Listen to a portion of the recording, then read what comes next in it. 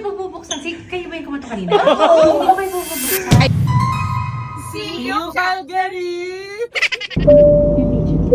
Hindi talaga. Hi guys, papunta na kaming airport ngayon. Hey! Welcome to Calgary! Pasok na agad tayo sa loob, tapos check agad natin yung timbang ng carry-on luggage natin. Perfect. At ang daming tao at this time And syempre, bago tayo makapag-proceed, magbabayad muna tayo ng travel tax. Hindi ka pa nga nakakaalis, may babayaran ka na agad. Aray ko! Welcome to Calgary! Magche-check-in muna kami. Kaso nga, biglang nagkaroon ng aberya. Yan ang sinasabi ko sa inyo. Hanggang dito ba naman naman tayo?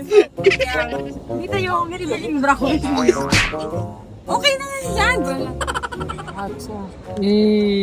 Tapos check naman natin yung luggage natin kung pasok siya sa Sebpack Sizer. Perfect. At congrats, pasok nga.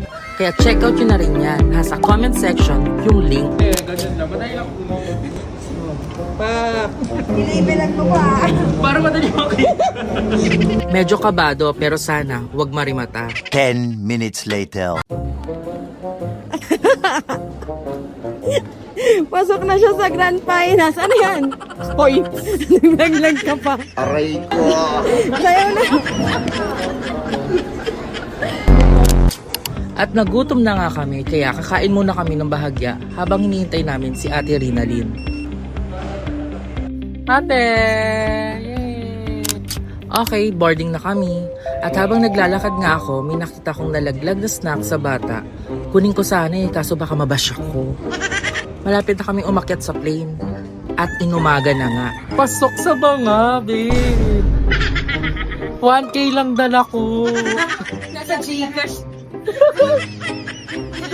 See you, Calgary! Ayan, papasok na kami sa plane. Few minutes na lang, take off na tayo.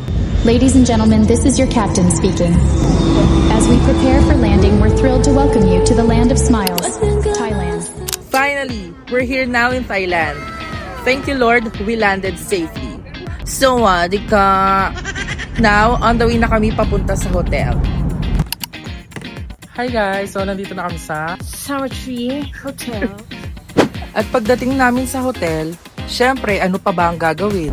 E di mag-check-in para makapagpahinga na agad. Ang galing niya, Inglesera na siya. Hey, baby, it's all right.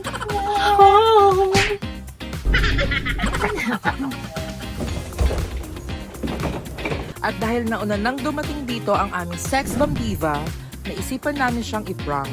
Pero bago yan, binaba muna namin yung mga gamit namin sa room. And guys, solo ko nga pala itong twin bedroom ko. Ang ganda at ang laki. Ayan, kasalukuyan na po nandito kami sa hotel at gugulatin natin si Yvette. Hindi niya alam na nandito na kami. Kaya puntahan namin yung room niya, inalam namin sa baba. Papunta na kami ngayon sa room ni Mamash at panoorin nyo ang susunod na mangyayari.